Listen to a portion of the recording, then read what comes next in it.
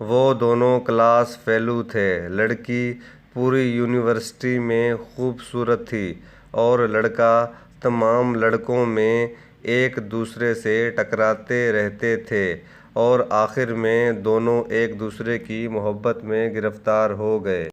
دونوں کے خاندان ایک دوسرے سے نفرت کرتے تھے۔ شادی مشکل تھی۔ دونوں باعزت گھرانے کے بچے تھے۔ وہ بھاگ کر شادی نہیں کرنا چاہتے تھے۔ معاملہ پھنس گیا تھا۔ لڑکے اور لڑکی نے پوری زندگی شادی نہ کرنے کا فیصلہ کیا۔ یہ دونوں اپنے اپنے گھروں میں رہتے رہے۔ 5 سال دونوں کے درمیان کوئی رابطہ نہ ہوا۔ والدین شادی کی کوشش کرتے رہے مگر یہ انکار کرتے رہے، یہاں تک کہ لڑکی کے والدین ہار مان گئے۔ لڑکی نے لڑکے کو فون کیا۔ لڑکے نے فون اٹھایا۔ لڑکی صرف ہیلو سنی اور کہا، مجھے بتاؤ شادی کب ہوگی؟ دونوں کے والدین کی ملاقات ہوئی، شادی ہو گئی اور دونوں نے اپنا گھر آباد کر لیا۔ لڑکے نے کاروبار شروع کیا۔ اللہ تعالیٰ نے کرم کیا اور وہ خوشحال ہو گئے۔ یہ شادی 20 سال چلی۔ اس دوران 3 بچے ہو گئے۔ خاتون کو اپنے حسن، اپنی خوبصورتی پر بہت ناز تھا۔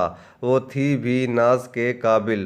وہ 45 سال اور 3 بچوں کی ماں ہونے کے باوجود جوان لگتی تھی۔ خاوند بھی روز اول کی طرح اس پر فریفتہ تھا۔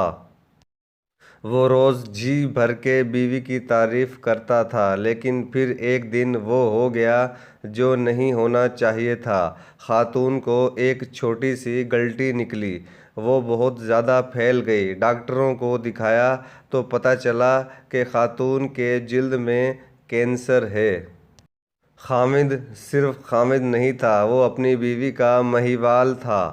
وہ اپنی ران چیر کر بیوی کو کباب بنا کر کھلا سکتا تھا۔ وہ بیوی کو لے کر دنیا جہاں کے ڈاکٹروں کے پاس گیا۔ ایک کلینک سے دوسرے کلینک، ایک ڈاکٹر سے دوسرے ڈاکٹر اور ایک ملک سے دوسرے ملک۔ وہ دونوں چلتے رہے یہاں تک کہ ڈاکٹروں نے جواب دے دیا۔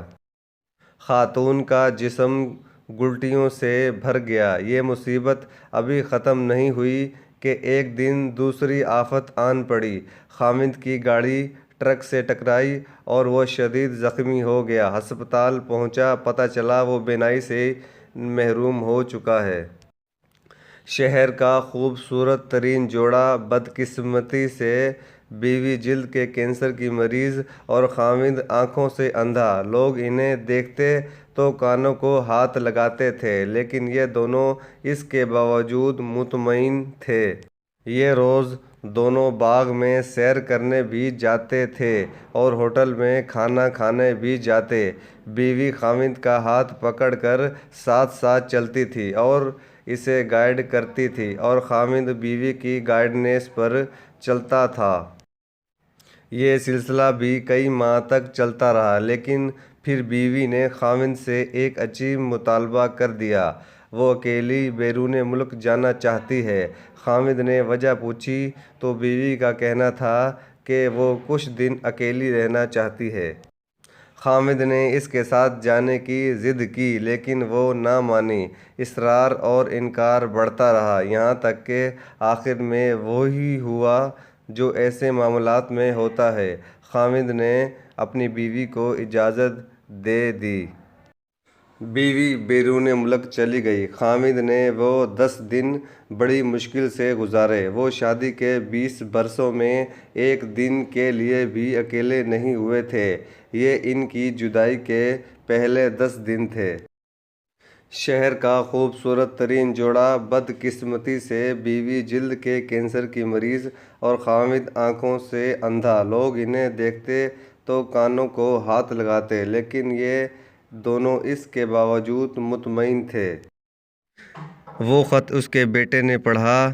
وہ خط نہیں تھا، وہ ایک تحریری قیامت تھی اور پورا خاندان اس تحریری قیامت کا شکار ہوتا چلا گیا۔ میں اس قیامت کی طرف آنے سے قبل آپ کو دنیا کی ایک خوفناک لیکن دلچسپ حقیقت بتاتا چلوں۔ دنیا میں ایسے بے شمار سینٹر ہیں جہاں آپ اپنی مرضی سے مر سکتے ہیں۔ یہ سینٹر لا علاج مریضوں کے لیے بنائے گئے ہیں۔ دنیا میں یہ لوگ جب امراض کا بوجھ اٹھا کر تھک جاتے ہیں اور یہ چین کی موت مرنا چاہتے ہیں تو یہ لوگ انہی سینٹر میں جاتے ہیں، اپنی میڈیکل رپورٹ دکھاتے ہیں، ڈاکٹر ان کی رپورٹ چیک کرتا ہے، ان سے یہ حلف نامہ لیتے ہیں ہم اپنی مرضی سے دنیا چھوڑ کر آئے ہیں۔ ان کی مرضی سے ان کی موت کا دن اور وقت طے کرتے ہیں، ان کی آخری خواہش پوری کرتے ہیں اور پھر انہیں زہر کا ٹیکہ لگا کر دنیا سے رخصت کر دیتے ہیں۔ یہ دنیا کے 7 ممالک میں قانونی ہے اور اتنے ہی ملکوں میں اس کی اجازت پر بحث چل رہی ہے۔ جہاں میری بیوی گئی ہے وہ بھی اسی ممالک میں شامل ہے۔ سینٹر کے کمرے پہاڑوں اور جھیلوں کے کنارے بنائے گئے ہیں اور آخر میں ڈاکٹروں اور نرسوں کے ہاتھوں میں زندگی کی سرحد پار کر جاتے ہیں۔ وہ خاتون بھی اسی جگہ گئی تھی۔ وہ کینسر کا دکھ برداشت نہیں کر پا رہی تھی۔ اس نے آسان موت لینے کا فیصلہ کر لیا، زندگی کے آخری 10 دن گزارے اور اس وقت اپنے لیے موت کا وقت مقرر کر دیا۔ جب اس کی فلائٹ نے وطن کی مٹی کو چھونا تھا، ادھر فلائٹ اتری اور ادھر وہ زندگی کی سرحد پار کر گئی۔ خاتون کا آخری خط بیٹے کے ہاتھ میں تھا، وہ رو رہا تھا اور خط پڑھتا رہا اور حامد سر جھکا کر اپنی بیگم کا ایک ایک نکتہ سنتا جا رہا تھا۔ بیوی نے اپنی پوری زندگی کا احاطہ کیا۔ اس نے بتایا جب وہ پہلی بار یونیورسٹی میں ملے تھے تو اس نے کیا محسوس کیا تھا۔ وہ یونیورسٹی میں لڑتی تھی اور وہ کون سا دن تھا جب لڑتے لڑتے اسے اس سے محبت ہو گئی تھی۔ اتنے فراق کے وہ 5 سال کیسے گزارے تھے اور اس نے شادی کے بعد اپنے بچوں کو ملازموں کے رحم و کرم پر کیوں چھوڑے رکھا تھا۔ میں اپنی محبت کو تقسیم نہیں کر سکتی تھی، میں تمہارا حصہ اپنے بچوں کو بھی نہیں دے سکتی تھی۔ اس نے 20 سال کی ازدواجی زندگی کس مسرت اور سرشاری میں گزاری اور پھر جب اسے پہلی غلطی نکلی تو اس نے محسوس کیا وہ خود کو روز بروز بدصورت دکھتی ہے۔ تو اس کے دل پر کیا گزرتی تھی۔ وہ قدرت کا یہ فیصلہ بھی سہتی چلی گئی۔ لیکن پھر عجیب واقعہ ہوا۔ آپ نے پہلے بچے بورڈنگ اسکول میں بھیج دیے۔ میں جانتی تھی آپ نے یہ فیصلہ کیوں کیا۔ آپ نہیں چاہتے تھے میرے بچے مجھے اس حالت میں دیکھیں اور پھر میں ان کی آنکھوں میں اپنے لیے ترس دیکھوں۔ پھر آپ ملازموں کو رشوت دیتے تھے اور وہ روزانہ کوئی نہ کوئی شیشہ توڑ دیتے تھے۔ میں آپ سے شیشے لگانے کا کہتی تو آپ ہنس کر بات ٹال دیتے تھے۔ اس طرح آہستہ آہستہ گھر کے سارے آئینے غائب ہو گئے۔ آپ نہیں چاہتے تھے میں اپنی آنکھوں سے اپنی بدصورتی دیکھوں۔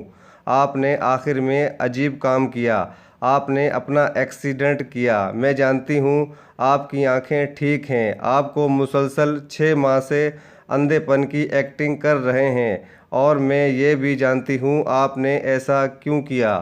آپ نہیں چاہتے تھے میرے دل میں ایک لمحے کے لیے بھی یہ خیال آئے میں آپ کو بدصورت دکھائی دے رہی ہوں یا میں آپ کی آنکھوں میں اپنی بدصورتی کو پڑھ لوں۔ آپ اندھے پن کے آپ کا یہ اندھا پن محبت کی انتہا تھی۔